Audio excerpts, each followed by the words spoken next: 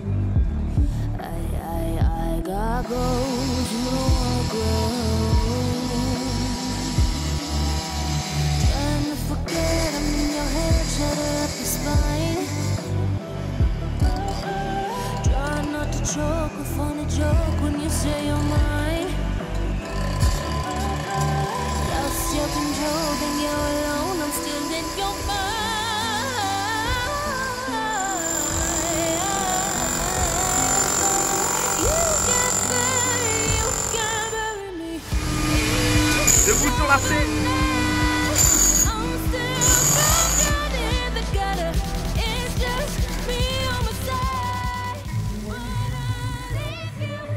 Ça pisse dur sur les linteaux. Voilà, les ébrasements sont faits.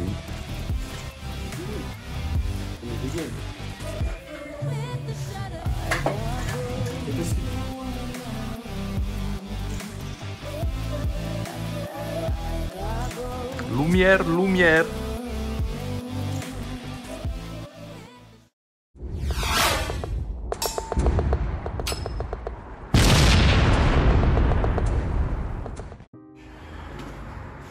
Alors pour ce qui est de l'isolation, on a longtemps eu des questions, on s'est posé plein de questions, on est allé voir des spécialistes du bâti ancien, après on est allé voir des non spécialistes du bâti ancien, et il s'est avéré que en fait chacun y va de son propre avis, chacun a sa propre expérience et on a l'impression que tous les avis divergent. Du coup, nous, ce qu'on s'est dit, c'est qu'on allait faire pareil. On va faire notre propre expérience. Donc, moi, je suis parti du principe que le bas du mur était potentiellement sujet à des remontées d'humidité. Alors, on a traité la dalle avec une dalle de chaux. On a traité l'humidité, pardon, avec une dalle de chaux. Du coup, s'il y a de l'humidité dans le mur, elle va être pompée par la dalle de chaux. Je suis pas un expert, mais moi je fais mon petit raisonnement et je me dis que potentiellement, si on met du liège en dessous, ça va bloquer les quelques remontées qui peuvent, l'humidité qui peut être bloquée dans le mur, et il sera potentiellement absorbé donc à l'intérieur par la dalle de chaux et à l'extérieur il repartira en dégagement d'humidité. Alors on garde des murs en pierre recouverts de chaux, du coup je me dis que l'humidité ambiante potentiellement il va être capté par cette chaux sur les murs. Donc voilà, et on va voir un petit peu ce que ça donne, on fait notre petite expérience. Donc ce que je me suis dit, c'est sur les bas de mur du liège, donc j'ai pris des panneaux rigides en liège qu'on a posé déjà avec Anto. Derrière, entre le liège et la pierre, on a mis du liège en vrac. Devant, dans nos rails, on a mis de la laine de chanvre. Donc si jamais il y a de l'humidité à cet endroit-là qui a tendance à se transmettre, et même entre la dalle de chaux et... parce que là on a un petit soubassement béton, mais s'il y a de l'humidité qui a tendance à remonter par la dalle de chaux, le chanvre arrivera à potentiellement réguler cette petite remontée. Ce qui reviendra par le mur sera bloqué par le liège. Et on s'est dit en haut, donc en haut on va mettre de la laine de verre. Alors les gars, ça, moi je suis pas pro laine de verre, je suis pas pro matériaux hyper écologiques non plus. J'ai essayé de poser de la laine de chanvre, c'est compliqué à couper. On va pas faire le procès des matériaux écologiques, mais c'est dur à couper. Une fois que c'est dans les rails, quand on met les vis pour fixer le placo, le chanvre il s'entoure autour de la vis. Du coup la vis elle visse puis elle dévisse, elle visse puis avec la force du chanvre, parce que le chanvre c'est très très solide, ça a tendance à se dévisser. Donc là sur mes sous-bassements c'est pas très très grave parce que j'en ai sur 50 cm, mais si j'en avais sur toute la hauteur je serais content. Du coup ce qu'on s'est dit c'était de l'isolant de la GR32, donc c'est du panneau semi-rigide qui va se tenir dans le temps potentiellement, et on va laisser une lame d'air entre la laine et le mur, parce que s'il y a un peu d'humidité qui se charge dans cet espace, il sera pompé, je l'espère, par la bauge, et la bauge régulera ça avec l'extérieur et potentiellement avec la dalle de chaux. Alors quand on utilise l'isovert, vous déconnez pas les gars, là c'est masque obligatoire, parce que bon, l'isovert ça reste quand même des petits tubes de verre. Donc, faut s'imaginer des tout petits tubes de verre qui rentrent dans vos poumons. Je pense quand même que des fibres de chanvre qui rentrent dans vos poumons, ça reste un peu plus sympa que du sable chauffé fort et qui donne des petits tubes de verre. Donc, masque obligatoire, le manche longue obligatoire aussi. Bon, moi là, j'en pose pas beaucoup, donc ça va, mais je ferai ça toute la journée. Je mettrai des manches longues, lunettes et compagnie. Du coup, isovert en haut, une lame d'air entre les deux et on repart là comme ça. Je vais tenter le truc sans pare-vapeur parce qu'on est dans une baraque ancienne et pare-vapeur, c'est encore... je me dis que tous les mecs qui nous disent il faut mettre ci, il faut mettre ça, ça reste des vendeurs. Donc on a eu l'option faut remplir l'espace avec de la laine de chanvre, donc c'est une fortune, donc on ne pouvait pas. Donc on s'est rabattu là-dessus parce que c'est un matériau pas cher, c'est peut-être pas le meilleur des matériaux au niveau santé et compagnie, mais voilà, on n'a pas le budget pour faire de la laine de chanvre, on n'a pas le temps pour faire de la laine de chanvre partout, puis mettre du pare-vapeur partout qui soit nickel, pas de pont thermique et compagnie. On est dans une baraque ancienne, des ponts thermiques, il y en aura partout. Donc on va arrêter de se casser la tête avec ça, on va mettre notre laine par-dessus et on va fermer avec notre placo. Terminé, fin de l'histoire, parce que quoi qu'il arrive, même si on mettait un pare-vapeur, on le percerait partout avec nos rails. On arrête, on laisse tomber. Du coup là je me tape la laine de verre, donc c'est de l'isovert en GR32, c'est une épaisseur de 75, parce que c'est pareil, on a une baraque qui était bien, elle était fraîche l'été au niveau, enfin il y aurait que moi j'aurais laissé la bauge apparente, j'aurais fait un enduit terminé. Eugénie elle voulait pas, mais pour la régulation de l'humidité et compagnie c'était bien. Là notre baraque elle est bien fraîche l'été.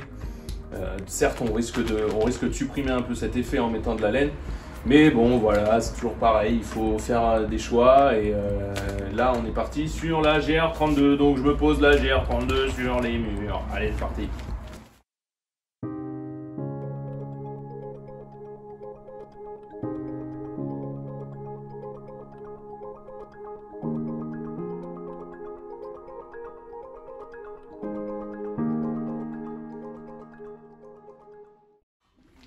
Bon, j'en avais marre d'avoir des cutters qui fonctionnent pas.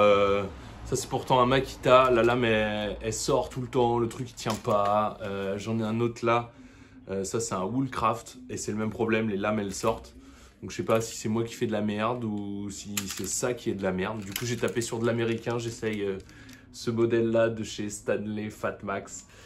Il y a un petit système de verrouillage de la lame devant. Je sais pas si ça va être mieux, mais j'aurai le mérite d'avoir essayé plusieurs marques au moins.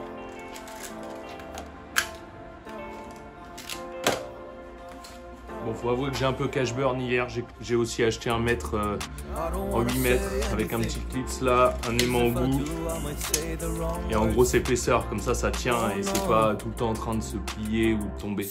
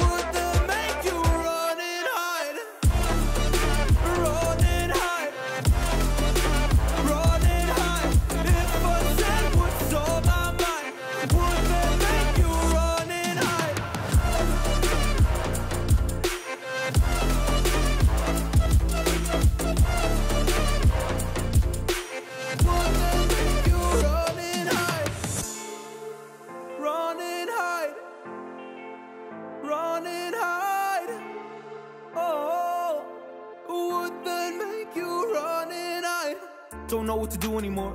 I'm out of options, nothing's working. I'm out of service.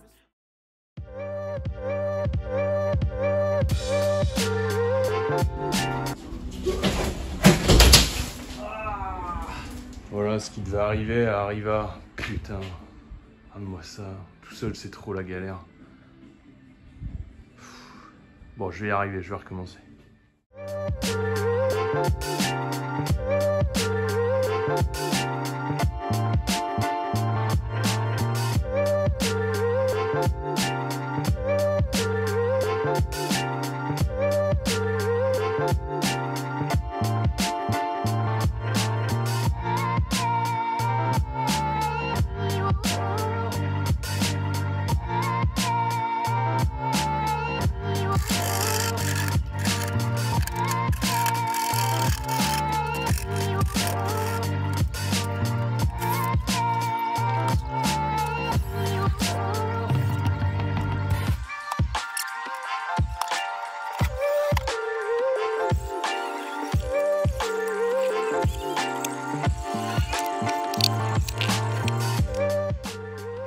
Bon là j'ai fait de la merde,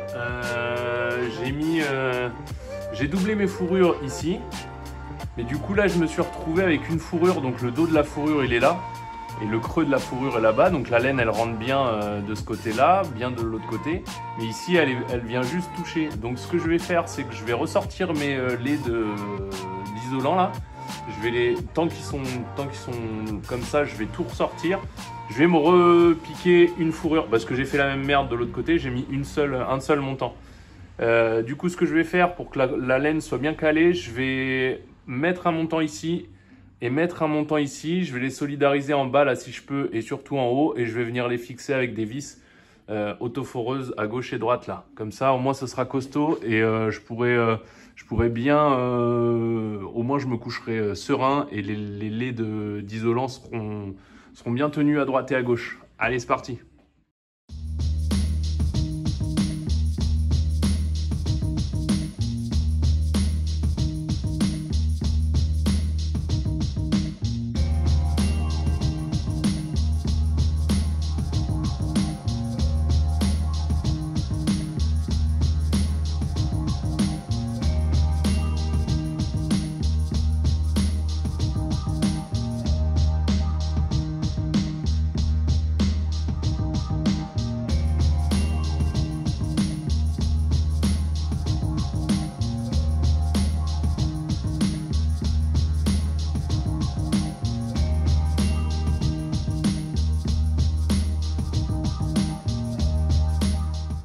Bon, je suis un peu flingué, les travaux ça commence à me fatiguer un petit peu, mais je continue et il faut qu'on avance, qu'on a la livraison de la cuisine bientôt, donc, et surtout il faut qu'on coule la chape, donc il faut que je pose mon TMS, il faut que je fasse mon placo, donc c'est un peu la course, surtout placo, TMS, il faudrait que ce soit fait, comme ça après le plancher chauffant peut être mis et la chape peut être coulée, et après le temps de séchage peut être respecté pour le carrelage.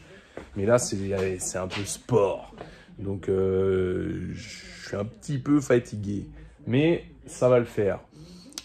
Du coup, aujourd'hui, je me fais la laine de verre. J'envoie ma laine ici. Alors, il faut que je laisse... j'ai un artisan qui doit me faire un petit toit.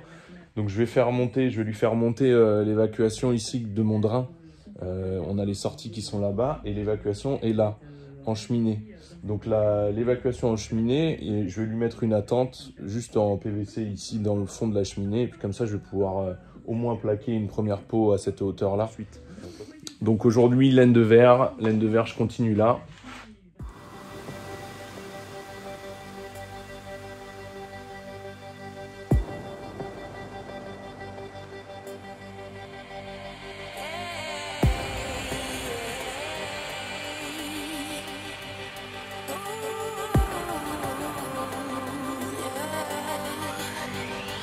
I've been trying to fight the demons in my mind.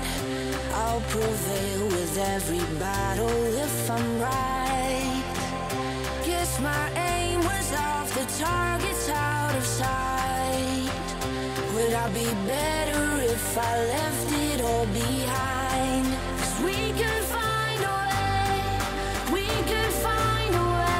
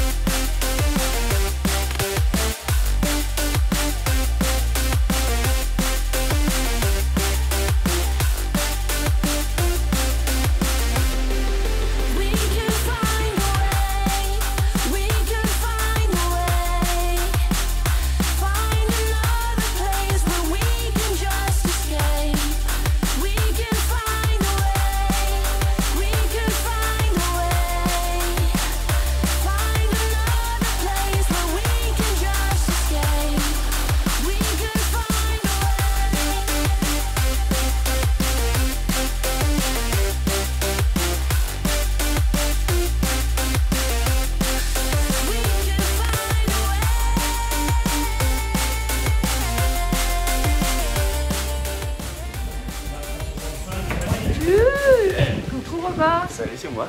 C'est ma plaquiste. Au lieu de la découpe.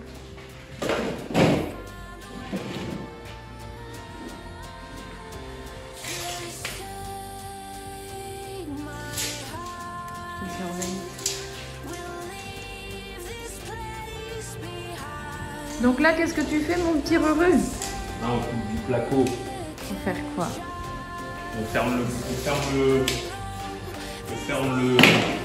On commence le faux plat, on fera demain, mais comme on doit faire d'abord le faux plat, et ben voilà, du coup on attaque ça.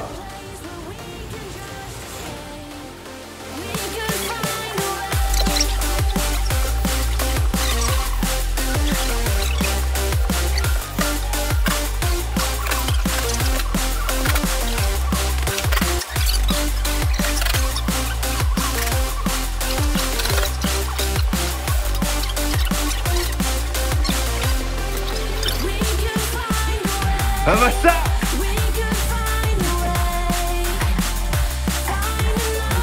Bon, un peu de colle là-dessus, c'est bon.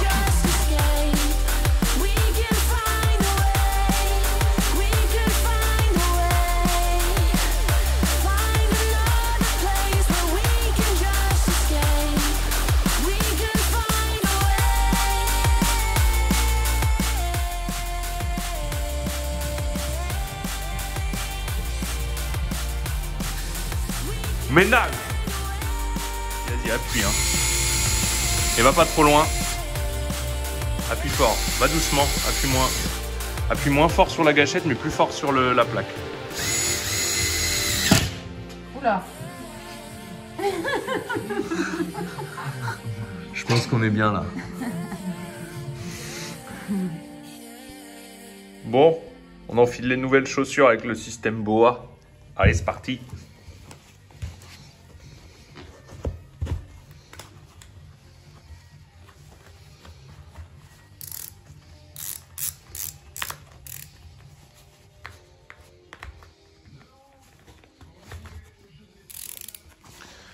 Voilà, on est ficelé à une main en 30 secondes. Et donc c'est les Cofra.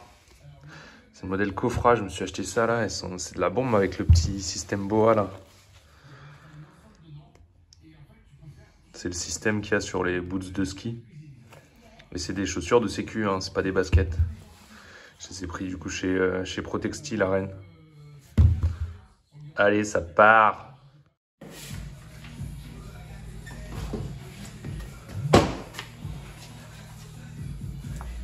Si je peux donner un bon conseil pour les travaux, prenez l'habitude de nettoyer à chaque fois, de garder un environnement de travail propre et d'essayer d'être propre sur vous. Ça vous donnera l'impression que le boulot est mieux fait.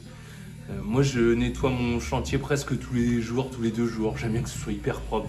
Je suis pas non plus maniaque, parce que je laisse traîner aussi de la vaisselle dans l'évier. Génial pour le dire. Mais j'aime bien que ce soit propre quand je bosse. Au moins, j'ai l'impression que ce que je fais, c'est plus propre. Je sais pas, c'est peut-être psychologique, mais au moins, ça fonctionne.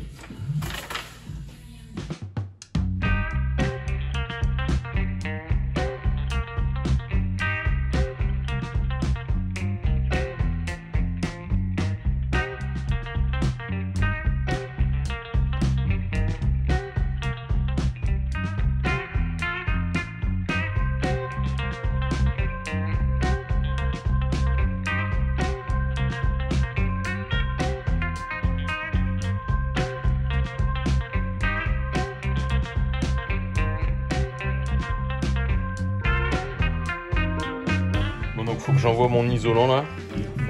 Vous allez me dire pourquoi tu isoles, c'est pas la peine. Bah si, j'isole parce que quand la flotte elle va couler, au moins on l'entendra pas.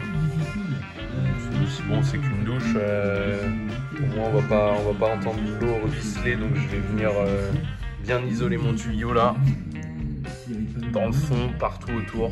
Je vais peut-être faire ça avec des chutes de...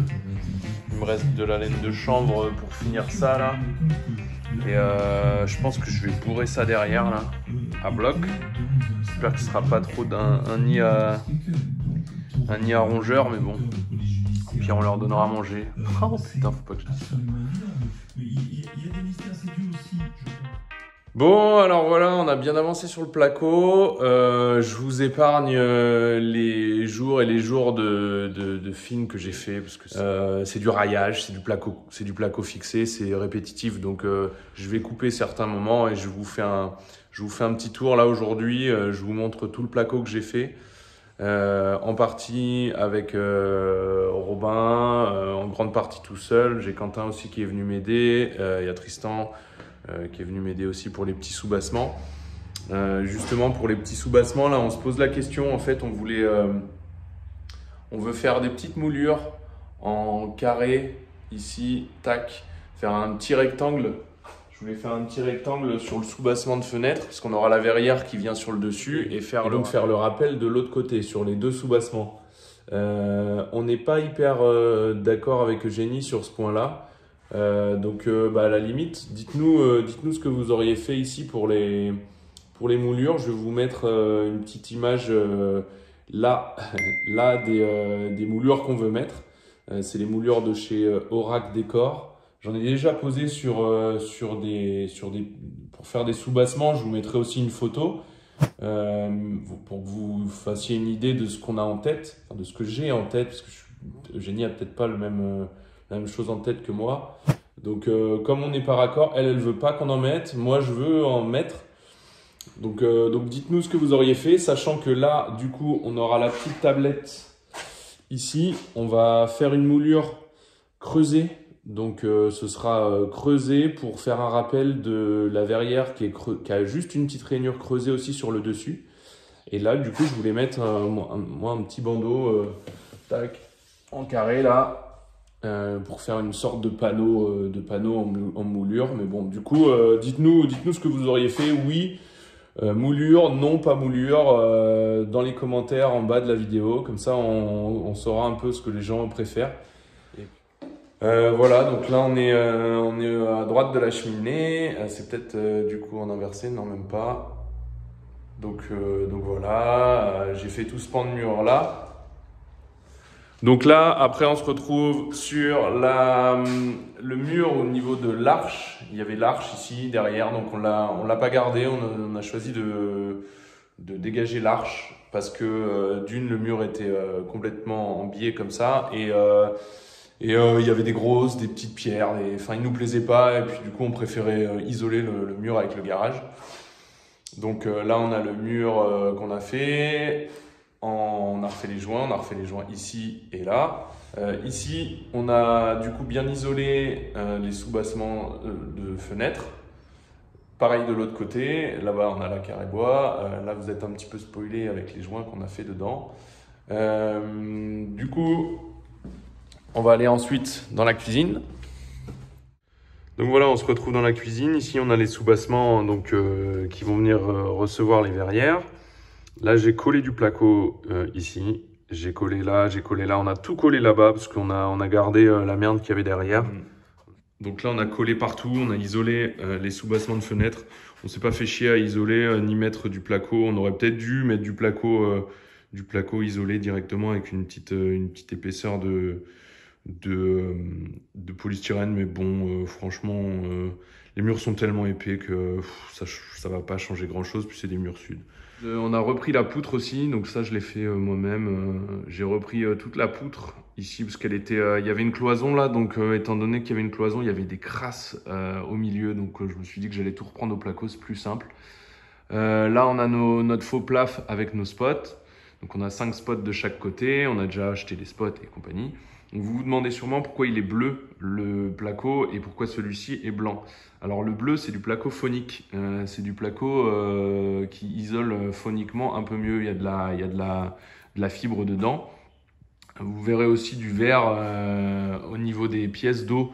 Le vert donc c'est du placo hydrofuge, il est traité, il est plus ou moins, il résiste un peu plus que du placo classique à l'eau. Bon après ça reste du placo, hein, faut pas se leurrer, quand ça prend l'eau c'est mort. Voilà, donc là on a fait le retour pareil.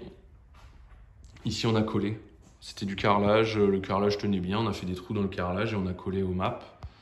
Et du coup là on a nos deux soubassements avec nos deux verrières qui viendront se poser là, tac, dessus de chaque côté. Voilà pour le placo, grosse partie qui est finie, ça c'est vraiment cool. On va pouvoir ensuite recevoir les sols. Donc de l'autre côté c'est pareil, c'est quelqu'un qui vient nous poser du carrelage. Ici ce sera du parquet, mais ce sera dans un autre épisode.